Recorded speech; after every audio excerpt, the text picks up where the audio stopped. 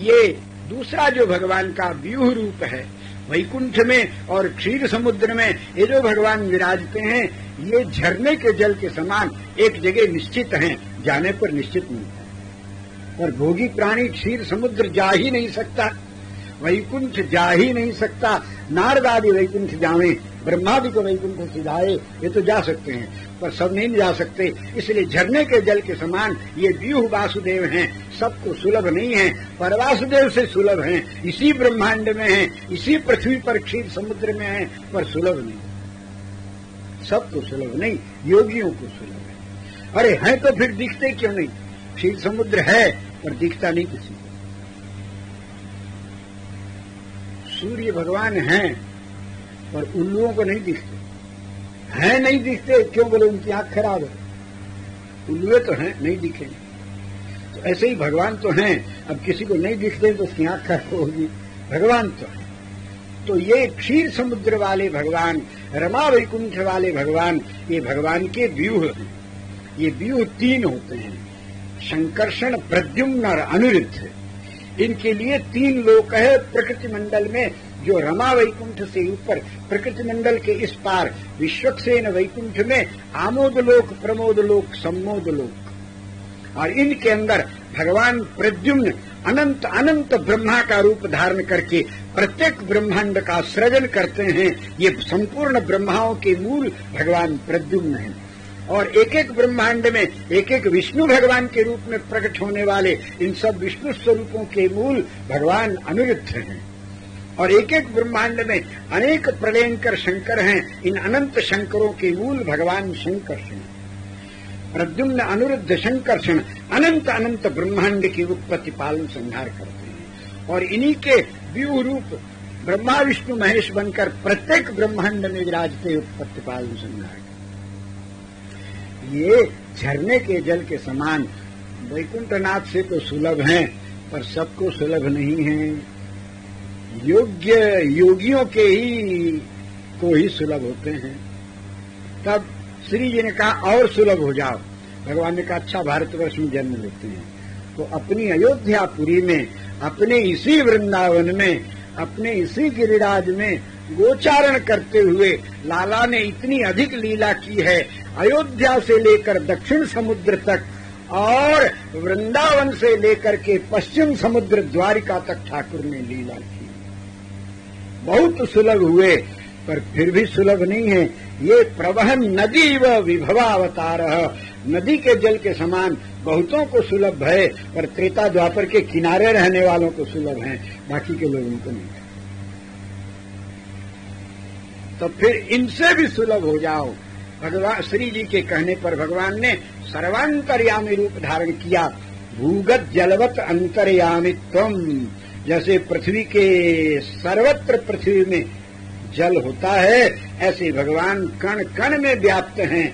कण कण में ही नहीं, परमाणु में, और परमाणु के भी भीतर जिसमें परमाणु निवास करते हैं उन आत्माओं में, आत्माओं में भी नहीं, आत्माओं में जो कल्पना होती है, विचार होते हैं, उन सब में भी भगवान विराज है। ऐसी कोई जगह ही नहीं जहां भगवान न, आपकी कल्पना में है। इसलिए कल्पना से भी आप भगवान का चरित्र स्मरण करो तो काल्पनिक नहीं होगा, क्योंकि ये सारा विराट ब्रह्मा जी की कल्पना ही तो है, ब्रह्मण रूप कल्पना। आप कल्पना करो, आपकी कल्पना परमात्मा में जाने पर सत्य हो जाती है। सांभर की झील में कुछ भी डालो नमक हो जाता है, अग्नि में कुछ भी डालो अग्नि हो जाता है। वैसे श्री कृष्ण के समीप पहुंची हुई सभी विचारधारा, कल्पना और आपकी वाणी सब ब्रह्म में परमात्मा की। वो सर्वांतर्यामी भगवान हो गए, कण कण में व्यापक हो गए। ये कैसे? बोले भूगत जलवत, पृथ्वी में जल है और आप प्यासे बैठे, आपके सामने ही जल है, आपके नीचे जल है और आप प्यासे हैं। अस प्रभु हृदय अछत अविकारी, सकल जीव जग दीन दिखाई। आपके हृदय में ठाकुर बैठा है और फिर भी आप दुखी, रोगी होते हैं, व्याध होते हैं। भगवान दूर नहीं है, हृदय में बैठे हैं, पर हृदय में बैठे भगवान मिलते नहीं। व्यापक जल नहीं फायदा करेगा, अब इसको प्रकट करो। इससे भी सुलभ क्या करें? भगवान ने कहा इतने सुलभ हम हो गए, और अब इससे सुलभ क्या होंगे? तो बोले महाराज सबको सुलभ हो जाओ। बोले सबकी पसंद अलग अलग है, किसी को श्री राम पसंद आते हैं, किसी को श्री कृष्ण, किसी को नारायण, किसी को नरसिंह। कोई कोई भूमि बराह भगवान के भी उपासक होते ही हैं, मंदिर हैं भारत में। तो अलग अलग रूप हैं, हम कौन सा रूप बनावे? एक रूप धारण करते हैं, दूसरे वाले को कम पसंद आता है। एक भगत कहता वन में जाओ, दूसरा भगत कहता मत जाओ, और जाओ तो रोता है, न जाओ तो उसका वो रोता है। यदि राम जी वन में नहीं जाए तो मोर मरण राव और अजस, यदि राघव वन में नहीं गए तो मैं मर जाऊंगी, ऐसा माता जी बोलती है। और वन में चले गए तो दशरथ जी महाराज मर गए। ये सब झंझट खड़ी होती है तो क्या करें? तो श्री जी ने कहा आप अपना रूप अपनी इच्छा से मत धारण करो, आपका जो निज इच्छा निर्मित तनु है ना, यही दुख देता है। तब बोले भक्तेच्छा निर्मित तनु, जिसको जैसा रूप चाहिए, जैसे पानी का कोई आकार नहीं है, आप उसको आकार देना चाहो तो बर्फ जमाओ, बुद्धि दी है भगवान ने। कैसा बर्फ जमाओ? बोले जैसा आकार पसंद हो, गिलास में जमाओ, गिलास के आकार का हो जाएगा, कटोरी में जमाओ, कटोरी के आकार। तो जैसा आपको भगवान का आकार पसंद है वैसी ही मूर्ति बनाओ, और उसमें ठाकुर जी ढर जाएंगे मंत्रों के प्रभाव से। अब आपको भगवान लगेंगे, आपके भगवान हो जाएंगे। तो भरे भराए तालाब के समान, लगे लगाए नल के समान, भरे भराए घड़े और कमंडल के समान ये मूर्तियों के रूप में जो भगवान मंदिरों में भक्तों के घरों में विराजमान है, ये अर्चा पूजा के लिए अवतार है, इसलिए इसका नाम अर्चा अवतार है। अर्चावतारस्तु सर्वेशाम सुलभ। अन्य भगवान श्री राम कृष्ण वैकुंठनाथ से लेकर जितने भगवान हैं अनंत गुण संपन्न हैं, पर एक दोष भी है, वो सुलभ नहीं है। सौलभ्य गुण रहित होने के कारण परिपूर्ण भी नहीं। भले ही श्री राम कृष्ण को पूर्ण ब्रह्म परिपूर्ण ब्रह्म कहो, पर अपूर्ण है, क्योंकि सौलभ्य गुण रहित है। एक गुण की कमी है ना, तो पूर्ण कहाँ हुए? और अर्चावतार में जो मंदिर विहारी हैं ये सर्वेशाम सुलभत्वात् परिपूर्ण, पूर्णत्व परिपूर्ण भगवान का अवतार अर्चावतार ही है। इसलिए ब्रह्मा जी से लेकर आज तक सभी संतों ने अर्चावतार में मूर्तियों में ही भगवान की आराधना की है, प्रत्यक्ष देव की पूजा नहीं होती। मूर्ति पूजा कब से शुरू हुई? बोले दुनिया बनने के पहले से शुरू हुई। भगवान की नाभि से ब्रह्मा जी प्रकट भये, भगवान ने वेदों का ज्ञान दिया, सृष्टि करो। बोले शक्ति नहीं है। बोले शक्ति तो मेरी उपासना से मिलती है, हमारी पूजा करो। मनमना भव मद्भक्तो मद्याजी माम नमस्कुरु। तो कहा आप बैठो, आपकी पूजा करें। बोले पूजा मूर्ति में करनी चाहिए, प्रत्यक्ष पूजा करे तो कौन हानि है? बोले अभी तो कोई हानि नहीं है, पूजा शुरू करो। और तुमसे जबरदस्त कोई ज्यादा प्रेमी आर्थ होकर पुकारा तो तुम्हारी पूजा पूरी हो चाहे न हो, हमको वहां दौड़ना पड़ेगा, तुम्हारी पूजा अधूरी रह जाएगी। इसलिए अर्चावतार मूर्ति बनाकर प्रतिष्ठा करके भगवान का आविर्भाव करो। कुआं आप खुदवाते हैं, नल आप लगाते हैं, पर जो जल निकलता है वो आपके बाप का बनाया नहीं, वो है। ऐसे मंदिर हम बनावें, मूर्ति हम बनावें, पर जो भगवान प्रकट होते हैं वो किसी के बनाए नहीं हैं, वो तो है। एक कारीगर से कहे ये 3 फीट का पत्थर बहुत सुंदर है, इसमें 3 फीट की भगवान की मूर्ति बनाओ। बोले महाराज नहीं बनेगी। अरे क्यों नहीं बनेगा? नापा हुआ पत्थर हमको दिखता है। बोले आपको पत्थर दिखता है, हमको इसमें भगवान दिख रहे हैं। भगवान को कोई बनाता महाराज, साधु होकर कैसा बोलते हो? अरे तो तुम क्या करते हो? बोले मैं इसमें भगवान को देखता हूँ, भगवान के अतिरिक्त जितना पत्थर है काट कर गिराता जाता हूँ, बाहर वाला पत्थर गिर जाता है, भगवान तो है, प्रकट हो जाता है। अरे वाह भैया, तू तो बड़ा बुद्धिमान है। बोले महाराज भगवान को कोई क्या बनाएगा? तो भगवान की मूर्ति तुलसीदास महाराज लिखते हैं, विटप मध्य पुतरिका सूत्र मह कंचु के बिन ही बनाए, तिमि तन माहिन लीन नाना तन अवसर प्रगटत पाए। इसलिए ये भगवान का अर्चा अवतार सर्वेशाम सुलभ। अब सब अवतार की अलग अलग मर्यादा होती। रामावतार में 2 ब्याह नहीं कर सकते, और कृष्णावतार में हमारा लाला एक को दुल्हन छोड़ नहीं सकता। खाली मन से ही कह दो हम तुम्हारी दुल्हन, बोले चल ठीक है।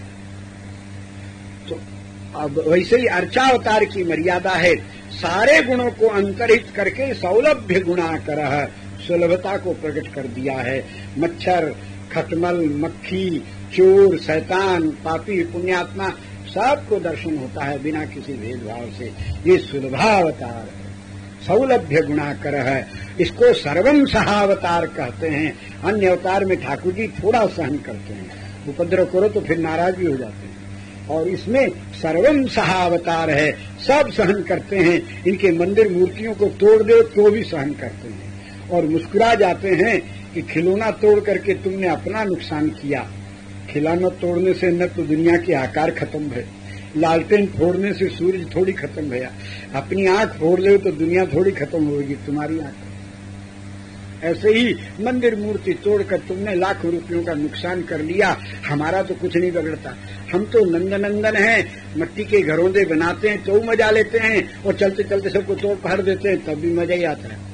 मंदिर बनाओ, पूजा करो तो भी हम प्रसन्न होते हैं, मंदिर तोड़ दो तो हम खिलौना फूट गया फट कह के ताली बजा के हंसने लगते हैं। हमारा तो कुछ नहीं बिगड़ता, नुकसान तुम्हारा ही होता। तो ठाकुर का तो कुछ नहीं होने का।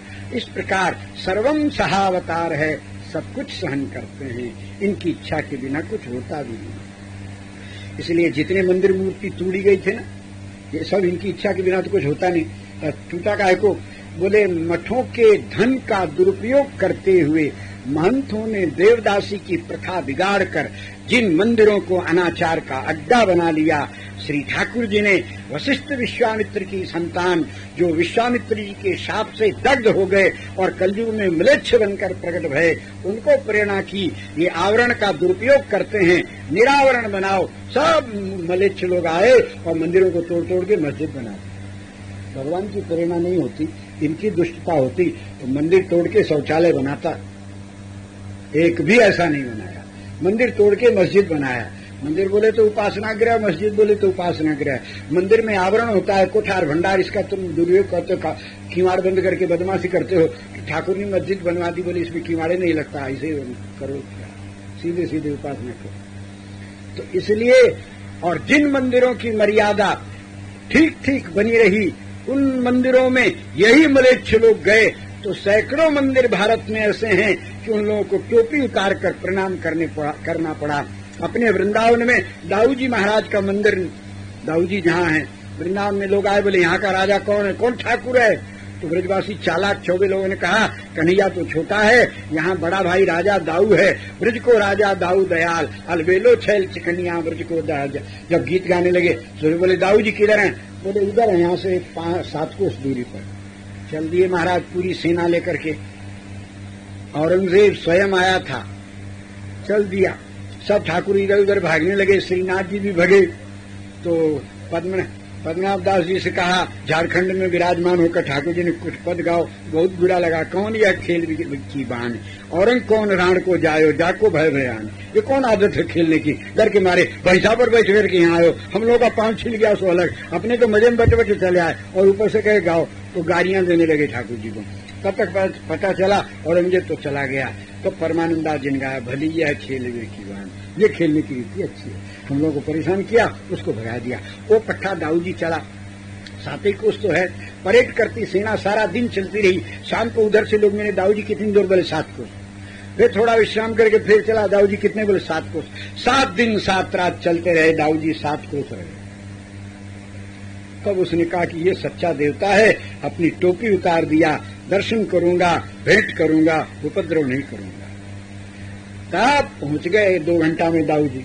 जब दाऊ जी के मंदिर का दर्शन भया तो बाहर खड़ा होकर मंदिर खोलो, इसमें तो कोई देवता नहीं है। हाँ बोल के सहस्त्र रूप भया, डर के मारे, अरे देवता है देवता है। और दंडोत किया और 1.25 मन चांदी भेंट किया और प्रणाम करके चला गया। तिरुपति बालाजी में भगवान वेंकटेश के यहाँ चांद खा पहुंचा है अपनी सेना लेकर के।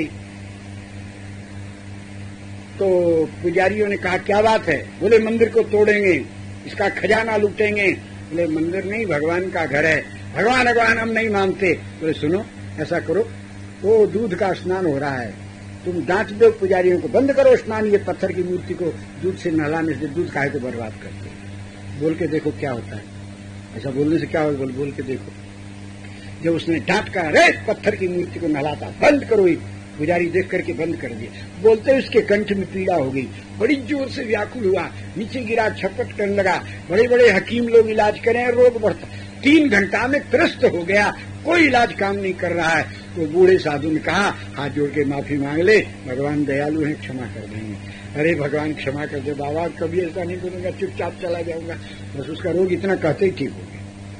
तब वो 1.25 मन चांदी भेंट किया तिरुपति बालाजी को, छत्र भगवान का बनवाया और लौट करके चला गया।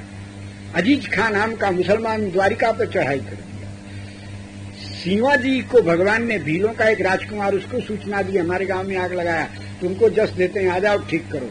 शिवा ने आक्रमण कर दिया है, अजीज खां की गर्दन उड़ा दी, उसने उनकी गर्दन उड़ा दी, पर आधे कटे आधे रह गए। फिर शिवाजी लोगों ने द्वारिका की आग बुझा दी, क्योंकि भगवान ने कहा तुरक अजीज नाम धाम को लगाई आग। अहो भगवान कहें मेरी रक्षा कीजिए। भगवान ने शिवाजी को ऐसे कहा, द्वारिका देख पालन टती अचल सीने की दी अटल। जब शिवाजी महाराज को लोगों ने आकर कह दिया भगवान बच गए, मंदिर तक आग नहीं पहुंची, इन्होंने शरीर छोड़ दिया, तो भगवान ने शिवाजी के दाह संस्कार में अपने आप को ले जाने की आज्ञा दी है। पालकी पर बैठकर भगवान सिंधु के किनारे पहुंचे हैं। उसकी चिता में जब अग्नि लगाई गई है तो भगवान ने परिक्रमा की, सबके देखते देखते फूलों की माला उतर कर गिरी और तब उसमें पुष्प का विमान प्रकट भया, उसमें भगवान बैठे और सीमा को अपनी गोद में ले लिया है। सीमा ने अपने मित्रों से कहा पिताजी को कहना रोना नहीं, देखो मैं भगवान की गोद में बैठकर भगवत धाम जा रहा हूँ, वहां प्रतीक्षा करेंगे, तुम सब लोग भी आ जाना। सबको दृढ़ विश्वास रहा। तो भगवान की तो कथाएं अनंत हैं और ये सब भक्तों की कथा ही तो भागवत है। इसलिए अत्यंत दिव्य चरित्र तो अर्चावतार, ये मूर्तियों में जो भगवान हैं यही पूर्णावतार। ब्रह्मा जी से भगवान ने कहा मूर्ति में पूजा करो, हमारा दुनिया है नहीं, मूर्ति बनावेगा कौन? बोले धन 2 प्रकार का होता है, एक स्वयं धन होता है, एक आदमी का बनाया होता है। सोना चांदी स्वयं धन है, हीरा मोती अपने आप में धन है, किसी गवर्नमेंट के मोहर की और किसी गवर्नर के हस्ताक्षर की आवश्यकता नहीं है। और नोट रुपया ये आदमी का बनाया हुआ है, ये नोट घिस जाए, हस्ताक्षर मिट जाए, दूर देश में ले जाओ, ये चलेगा नहीं। वैसे स्वयं व्यक्त भगवान की मूर्तियां भी होती हैं जो अपने आप भगवान मूर्ति बन जाते हैं भक्तों के लिए, और भक्त लोग बनाते भी हैं। दोनों प्रकार की मूर्तियां होती हैं। स्वयं व्यक्त ब्रह्मा जी ने भगवान की स्तुति की तो क्षीर समुद्र में से एक मूर्ति प्रकट भई, संसार की सबसे पहली मूर्ति। आद्यमे तत् स्वयं व्यक्तम विमानम रंग संज्ञकम। इस प्रकार रंगनाथ भगवान का प्रादुर्भाव भया। इसी रंग मूर्ति की आराधना करके ब्रह्मा जी को शक्ति मिली, तो मूर्तिमान ब्रह्मा ने मूर्तिमान रंगनाथ की आराधना करके मूर्तिमान संसार को बनाया है। इसमें अमूर्त कुछ कोई नहीं है, कुछ भी नहीं है। काम क्रोध जो दिखते नहीं है उनका भी आकार है, काम कुसुम धम साय तुली। इसलिए मूर्तिमान ब्रह्मा का बनाया हुआ संसार है, इसलिए प्रत्येक प्राणी मूर्ति पूजा करने को बाध्य है, नहीं करेगा तो मर जाएगा। भगवान और देवता की मूर्ति की पूजा न करे, अपनी मूर्ति की तो करते ही हो। ये 3.5 हाथ की तुम्हारी मूर्ति है, तुम नहीं हो। तुम्हारा हाथ है, तुम हाथ नहीं हो। तुम्हारा लोटा, तुम लोटा नहीं। तुम्हारा छाता, तुम छाता नहीं। वैसे तुम्हारा शरीर, तुम शरीर नहीं। ये शरीर तो तुम्हारी मूर्ति है।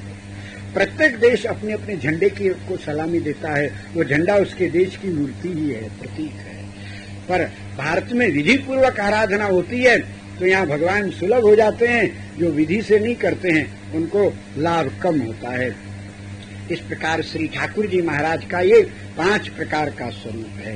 रंगनाथ भगवान ब्रह्मलोक से अयोध्या आए, सीताराम जी पर्यंत पूजित हुए। सीताराम जी विभीषण जी को दे दिए तो दक्षिण में ले गए, आजकल दक्षिण में विराजते हैं। संसार की पहली मूर्ति श्री रंगनाथ भगवान दक्षिण भारत में है। इसीलिए श्रीरंगम को शास्त्रों में भू वैकुंठ कहा है, पृथ्वी का वैकुंठ है। इस प्रकार भगवान के अवतारों का स्वरूप बताया है। ये भगवान का अर्चावतार सबसे सुलभ है। अब विभवावतार में 10 अवतार प्रधान है। ध्यान देकर के सुनिए। सत्यव्रत नाम के मनु महाराज, प्रलय का समय समीप आया, इनको पता नहीं है। दक्षिण समुद्र में संध्या वंदन करके सूर्योपस्थान करने के लिए अंजलि उठाई, एक मछली का बच्चा उसमें आ गया। क्योंकि भगवान को सृष्टि का प्रलय करने का समय आ गया, तो अगली सृष्टि होगी तो मानवता का बीज कहां से आएगा? मनुष्य के रूप में तो बहुत हैं, पर मानवता न होवे तो मनुष्य रूपे न मृगाश्चर्य। मनुष्य रूप में जानवर होते हैं। मानवता से संपन्न ही मनुष्य मानव है। तो मानवता, बोले मानवता है, दया जिसमें हो वो मनुष्य है। जानवर बांट कर नहीं खा सकता, अकेले ही खाए। पहले तो जानवरों के हाथ है ही नहीं कि बांटे, मुंह से ही खाते हैं। और जिन वानरों के हाथ है वो अपने सगे बेटे को भी नहीं देते खाने के लिए, अपने ही खाते हैं। बेटा स्वयं ही खाना सीख ले भले।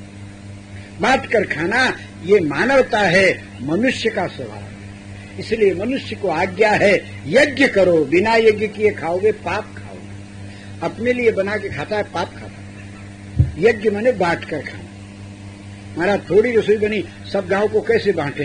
बोले तुमको बांटना नहीं आता है, अन्न देव को बांटना, अग्निदेव को बांटना आता है, तो तुम इतना भी दे दो तो बांट देंगे। इसलिए गृहस्थ के घर में रसोई बन जाए तो थोड़ा सा ले करके अग्नि में आहुति दे दो, विष्णुवे स्वाहा, वो सबको बांटते हैं। अग्नि को बांटना आता है? बोले आता है। आपको एक मरचा देवे, सबको बांटो। एक मरचा कैसे बांटेंगे? किसी को मत बांटो, यहाँ अग्नि धर दो, आग में मरचा धर दो, फिर थोड़ी देर में देखो सब खांसना शुरू करते हैं, सबके पास मरचा पहुंच गई ना। ऐसे अग्निदेव को बांटना आता है। इसलिए या तो बांट कर भोजन करो, और यदि कम होवे तो अग्नि में स्वाहा कर दो। अग्निदेव बांट देते हैं। तो यज्ञ शिष्टासिनो संतो मुच्यन्ते सर्व के विषयी। यज्ञावशिष्ट खाने वाला प्राणी सब पापों से मुक्त हो जाता है। इस प्रकार मानवता की परीक्षा के लिए मनु के हाथ में भगवान मछली का बच्चा बन करके आए। देखा छोटा बच्चा है, जल कम हो रहा है, छटपटा रहा है, महाराज ने समुद्र में छोड़ दिया। तो मछली का बच्चा मनुष्य की वाणी में बोला, राजन मैं छोटा हूँ और जल में छोड़ दोगे तो बड़ी मछली खा जाएगी। संसार ऐसे ही है, बड़ा छोटों को दबाता है, अमीर गरीबों को दबाता है। कोई ही है जिसमें मानवता है, नहीं तो सब एक अपने ही केवल स्वार्थ देखते हैं। इसलिए मेरी रक्षा करो। महाराज ने कमंडल में रखा हो, कमंडल के बराबर हो गए। भगोना में रखा, भगोने के बराबर। सरोवर में रखा, सरोवर के बराबर। महाराज घर ले आए, सरयू जी में पधरा दिया, सरयू जी के बराबर हो गए। तब महाराज हाथ जोड़े, इतनी बड़ा मछली का बच्चा नहीं होता, आप कौन है? तो उस बच्चे ने घूम करके अपना मुख खोला, उसमें शंख और चक्र गदा पद्म धारण किए हुए बोलो मत्स्य नारायण भगवान की। जोर से जयकार करो, नहीं तो दूसरे जन्म मछली बन जाओगे। अब समुद्र मंथन का समय गया। दुर्वासा मुनि के हिसाब से लक्ष्मी जी पाताल समुद्र में चली गई। उनको निकाले बिना संसार दरिद्र हो गया। अब क्या करे बिना लक्ष्मी के? न खाने को मिले, न पहनने को मिले, न मकान, न कपड़ा। सब घबरा गए। तो भगवान ने कहा देवता और दानव मिलकर समुद्र का मंथन करो तो मैंने लक्ष्मी जी निकलेंगी इनकी कृपा दृष्टि से। जब समुद्र का मंथन करने लगे, पर्वत रखे, मंदराचल पर्वत को मथानी बनाया गया। हाड़ी में लकड़ी की मथानी होती है, समुद्र को मंथन करना हो कैसे बनेगा? तो पर्वत नीचे डूबने लगा। तो देवताओं ने प्रार्थना की तो भगवान कछुए का रूप धारण करके पर्वत को ऊपर ले आए। देवताओं ने देखा ऊपर कैसे आ रहा है, नीचे बड़ा भारी 50 करोड़ योजन का कछुआ, और उसने मुंह खोला, शंख चक्र गदा पद्म धारण किए। बोलो कूर्म नारायण भगवान की जय। हिरण्याक्ष नाम का दैत्य हुआ। वो सारी पृथ्वी को लेकर के पाताल में चला गया। जब वो पाताल में गया तो आकर्षण और प्राणवायु न मिलने से सबके प्राण घबरा गए। तो भगवान ने वराह रूप धारण किया, हिरण्याक्ष को मारकर पृथ्वी को ऊपर ले आए हैं, स्थापित किया है। देवताओं ने जय जयकार की है। बोलो वराह नारायण भगवान की जय। वामन भगवान बन करके ठाकुर ने बलि से 3 पांव की याचना की और सारे ब्रह्मांड को नाप लिया। तब देवताओं ने भगवान की जयकार की। बोलो वामन भगवान की जय। प्रहलाद को सताने के कारण खंभे में से नरसिंह भगवान प्रकट हुए, हिरण्यकश्यप का वक्षस्थल विदीर्ण कर दिया, प्रहलाद का राज तिलक किया। देवताओं ने जय जयकार की है। बोलो नरसिंह भगवान की जय। है वंश के क्षत्रिय उद्दंड हो गए, ब्राह्मण का वध करके भी गौ ले गए। ऐसा अत्याचार देखकर भगवान को क्रोध आया। परशुराम जी के रूप में भगवान ने फरसा उठाया और शारंग धनुष से उसके वंश को विनाश कर दिया। और उसका पक्ष लेने वाले संसार के सारे क्षत्रिय जो जो कार्तवीर्य अर्जुन का पक्ष लेते थे, इन सब को 21 बार काट कर गिरा गया। पृथ्वी का भार उतारा। जब क्षत्रियों में नम्रता आ गई, ब्राह्मणों की कृपा से उनके प्राण बचे। जब परशुराम जी आवे, क्षत्रिय लोग ब्राह्मणों के घर में पहुंच जाएं, ब्राह्मण कह दें हमारे कुटुंब है, हमारे परिवार है, जाओ यहां से। तो किसी का प्राण बचाने के लिए झूठ बोलना पुण्य है, इसलिए ब्राह्मण लोग इनको बचाए। तो फिर इनमें नम्रता आई, ब्राह्मणों का फिर आदर करने लगे। तब भगवान क्षत्रिय के घर में श्री राम रूप धारण करके अद्भुत कार्य किया, परशुराम जी को प्रसन्न किया, समुद्र में सेतु बांधा, रावण जैसे दुर्दांत दानव का दलन कर दिया, राज्य सिंहासन पर बैठ करके ऐसा राज्य किया कि आज तक संसार में राम राज्य प्रसिद्ध है। देवताओं ने जय जयकार की, बोल सियावर रामचंद्र भगवान की जय। संसार के अंदर हिंसा का अधिक प्रभाव देखा। ये कर्मकांडी लोग तमोगुणी यज्ञों को विधि मान लिए, जो परिसंख्या से छुड़ाने के लिए विधि बनाई गई थी, उसको विधि वाक्य मानकर हिंसा करने लगे। वैदिक हिंसा हिंसा न भवति, ऐसा कहकर जीवों की हत्या करने लगे। भगवान को अच्छा लगा नहीं। सदैव हृदय दर्शित पशुघातम केशव धृत बुद्ध शरीर, जय जगदीश हरे। भगवान ने बुद्धावतार धारण किया, सबको अहिंसा का पाठ पढ़ाया। बोले बुद्ध भगवान की जय। अब आगामी जब कलिकाल का अंत, बीच में श्री कृष्णावतार भया है द्वापर में। भगवान श्री कृष्ण की अद्भुत लीला, रासलीला गिरिराज धारण से लेकर द्वारिका तक सारी पृथ्वी का भार उतारा। भगवान श्री कृष्ण की लीला देखकर देवता प्रसन्न भये, जय जयकार किया है। बोलो श्री कृष्ण भगवान की जय। उसके बाद में आगामी जब कलयुग के 10,000 वर्ष बाकी रह जाएंगे, अभी तो 5,500 वर्ष बीते हैं और 4,32,000 वर्ष का कलयुग है। 4 लाख वर्ष और 32,000 में जब केवल 10,000 वर्ष बच जाएंगे, कलिकाल का चारों तरफ बोलबाला हो जाएगा, मानवों का कद छोटा हो जाएगा, बुद्धि छोटी हो जाएगी, संख्या बढ़ जाएगी, अनंत दुर्दशा होने लग जाएगी, म्लेच्छ हो जाएंगे, धर्म कर्म भूल जाएंगे। तब भगवान का अवतार होगा। विष्णु यश ब्राह्मण के घर में संभल ग्राम में भगवान प्रकट होंगे। संपूर्ण म्लेच्छों को समाप्त करके, कलयुग को नष्ट करके सतयुग का प्रारंभ करेंगे। तब भगवान कल की रूप में प्रकट होंगे तो देवता जय जयकार करेंगे, बोलो कल की नारायण भगवान की जय। इस प्रकार ये भगवान के प्रधान प्रधान अवतारों का वर्णन किया। अब श्री सूत जी महाराज कहते हैं, श्रीमद् भागवत के प्रधान वक्ता शुकदेव जी हैं। यद्यपि ये श्रीमद् भागवत वेदों के समान भगवान के मुख से प्रकट भया है। निगम कल्पतरोर गलितम फलम, और गलित माने पका हुआ फल है। ऐसा पका हुआ है कि पूरा रस ही रस है, ऊपर छिलका नहीं है, भीतर कोई गुठली नहीं है, रसमालय, और उसमें भी शुक मुखाद अमृत द्रव संयुतम। शुक का मुख लग जावे तो कोई भी फल मीठा हो जाता है। तो ये तो साक्षात शुकदेव जी के मुख से निकला है। इसलिए हे मुनीश्वरों, हे भावुकों, हे रसिकों, श्रीमद् भागवत की कथा श्रवण करके अपने जीवन को कृतार्थ करो। ऐसा कह करके श्री सूत जी महाराज कथा वर्णन करते हैं। श्रीमद् भागवत शुकदेव जी ने राजा परीक्षित को सुनाई है। परीक्षित राजा को क्यों सुनाया, इसकी बात सुनो। परीक्षित जब गर्भ में थे, महाभारत विजय हो चुकी थी और अश्वत्थामा ने पांडवों के बदले में धोखे में सोते हुए पांडवों के पुत्रों को काट दिया।